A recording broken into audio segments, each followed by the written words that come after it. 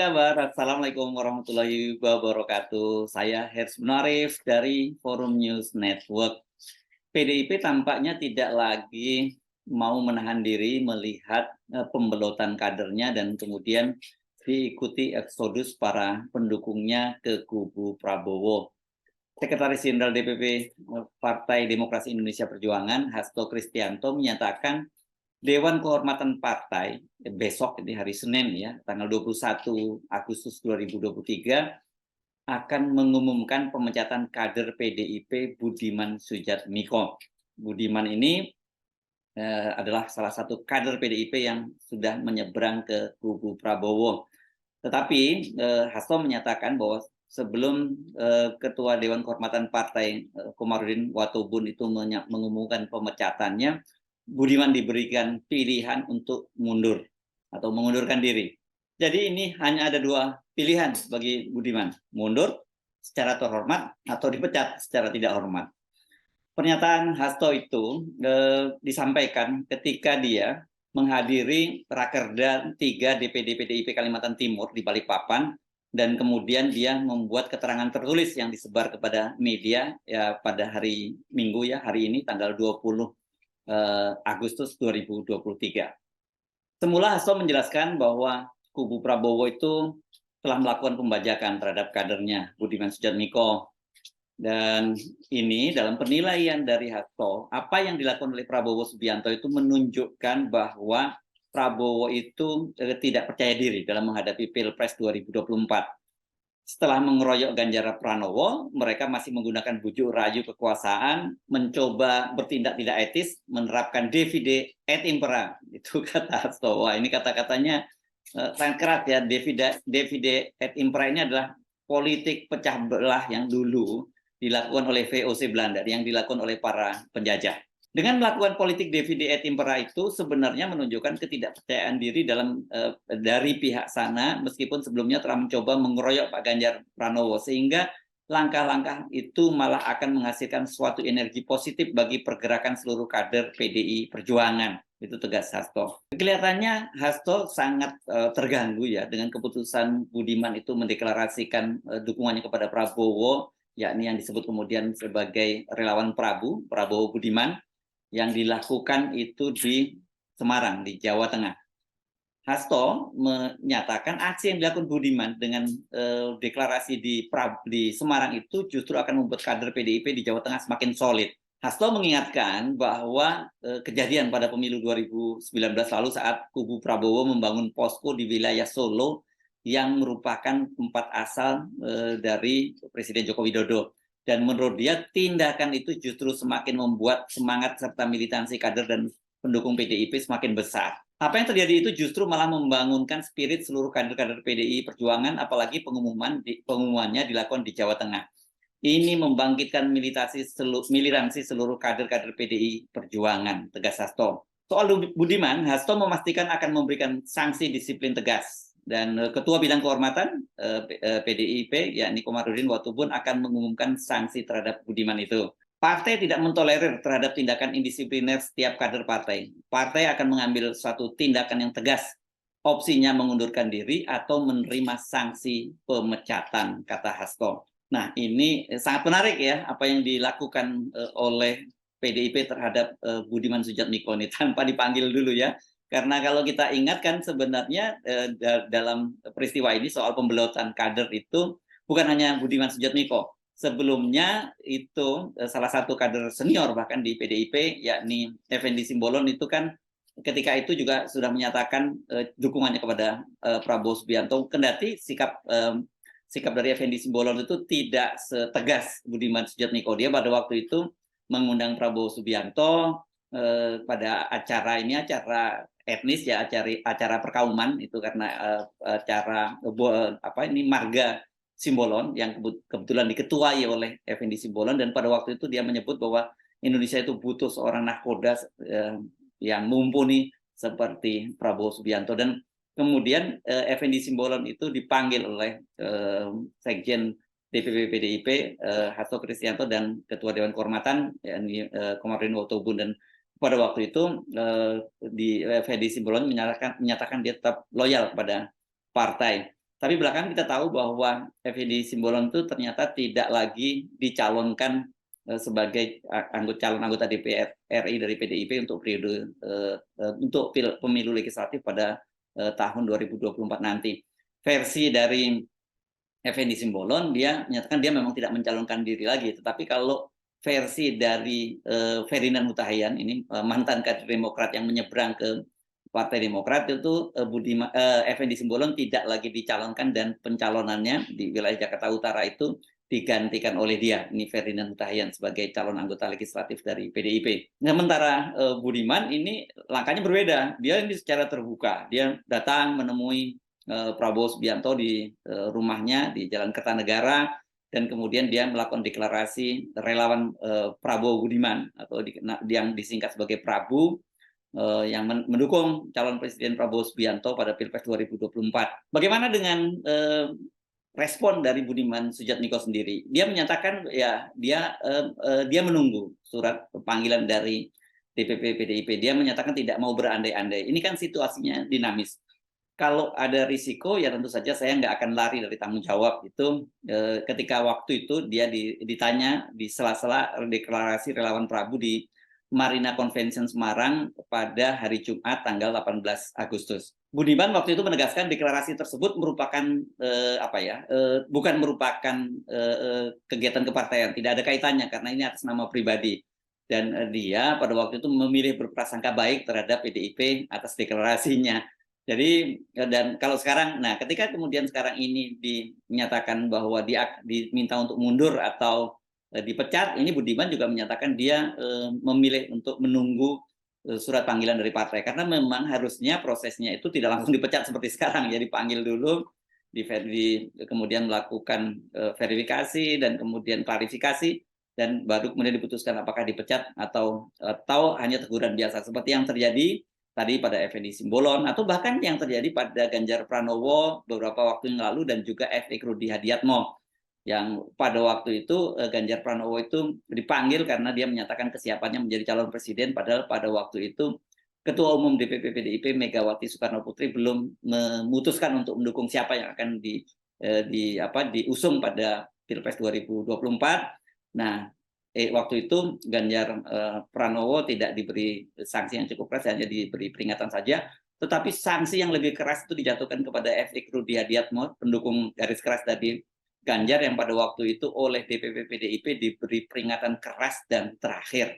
Budiman ini adalah salah satu kader PDIP yang dikenal dekat dengan Presiden Jokowi. Nah, apakah dukungannya kepada Prabowo ini juga ada kaitannya dengan itu ketika kemudian tanda-tandanya bahwa Presiden Joko Widodo itu lebih cenderung akan mendukung Prabowo Subianto ketimbang Ganjar Pranowo.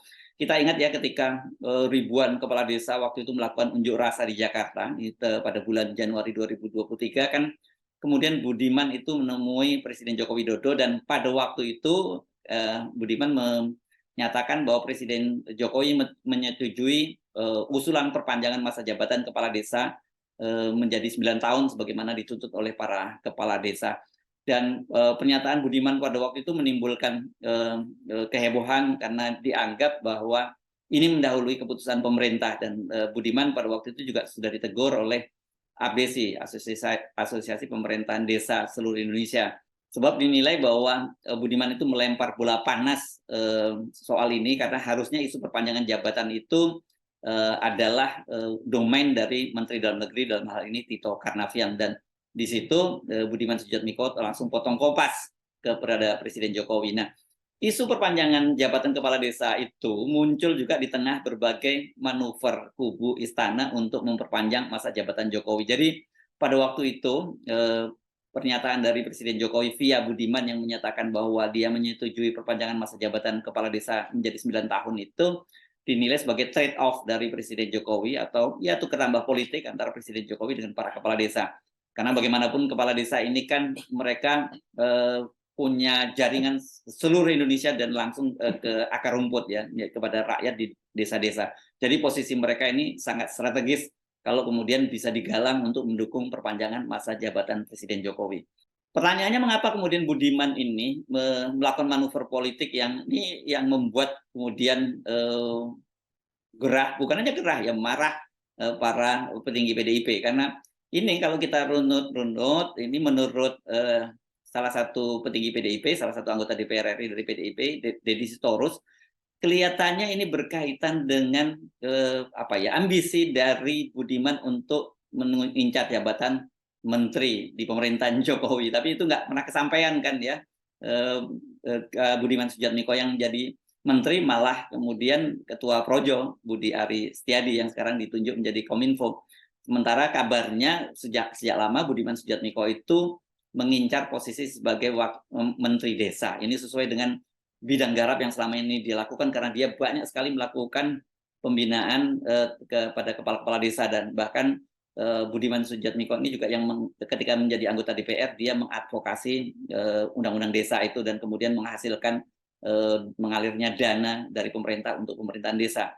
Nah, ini selama ini Budiman Sujatmiko itu kan menurut Deddy Sitorus sebenarnya dia sudah pernah bertemu dengan Hasto Kristianto, dan dia menyatakan bahwa dia akan mendukung Ganjar Pranowo dengan syarat dia nanti mendapat pos kementerian ketika Ganjar Pranowo terpilih menjadi Presiden Republik Indonesia. Dan apakah kemudian karena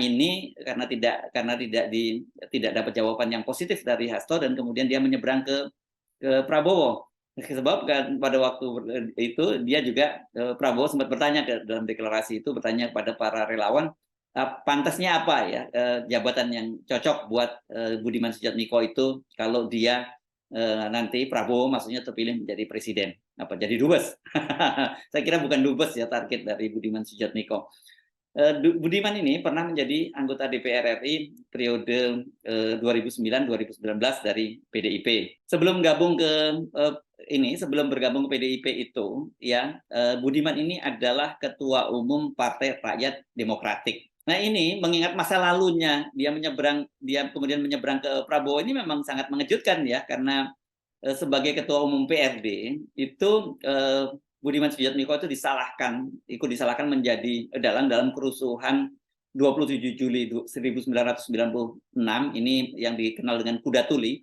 Ini perebutan kantor DPP PDIP di kawasan Menteng, Jakarta Pusat. Dia kemudian ditangkap oleh aparat keamanan dan divonis 13 tahun penjara. Namun dia hanya menjalani masa tahanan selama 3 tahun, dan setelah masa reformasi di mana Presiden Habibie pada waktu itu kan memberikan amnesti kepada para tahanan-tahanan politik, dan Budiman Sujatmiko termasuk yang dibebaskan. Setelah itu dia mendirikan Relawan Perjuangan Demokrasi atau REPDEM ini sebagai underbow dari PDIP, organisasi sayap dari PDIP. Dan Budiman Sujatmiko menjadi kader PDIP sampai kemudian dia terpilih menjadi anggota DPR RI selama 2 periode. Dan dalam posisinya sebagai ketua PRD itu, Budiman ini kan jelas sangat berseberangan dengan Prabowo yang saat itu menjadi Komandan Kopassus, dan kemudian dia dipromosikan menjadi Pangkostrat, Panglima Komando Cadangan Strategis TNI Angkatan Darat.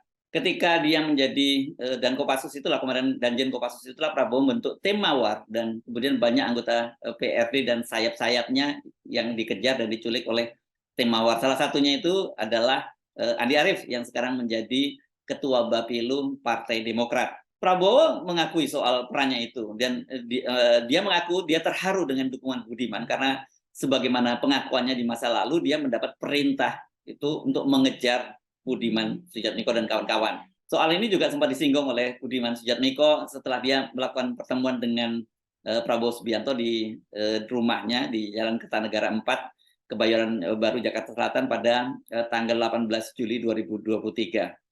Ini awal ketika akhirnya Budiman Sujatmiko menyatakan bergabung bersama dengan Prabowo Subianto. Dalam pertemuan itu, yang pertemuan berlangsung secara tertutup selama 2 jam, akhirnya Budiman Sujatmiko menjelaskan bahwa Prabowo itu menjadi salah satu figur yang layak menjadi pemimpin masa depan, dan saya berharap Pak Prabowo sehat, teruskan tugas, tunaikan tugas, dan saya ingin orang Indonesia layak untuk mendapatkan orang terbaik. Salah satunya Pak Prabowo, itu kata Budiman Sujatmiko. Budiman menyatakan dia sepakat untuk melupakan masa lalu bersama dengan Prabowo dan lebih menatap masa depan, karena menurut Budiman dia merasa punya banyak memiliki kesamaan pandangan kepemimpinan dengan Prabowo.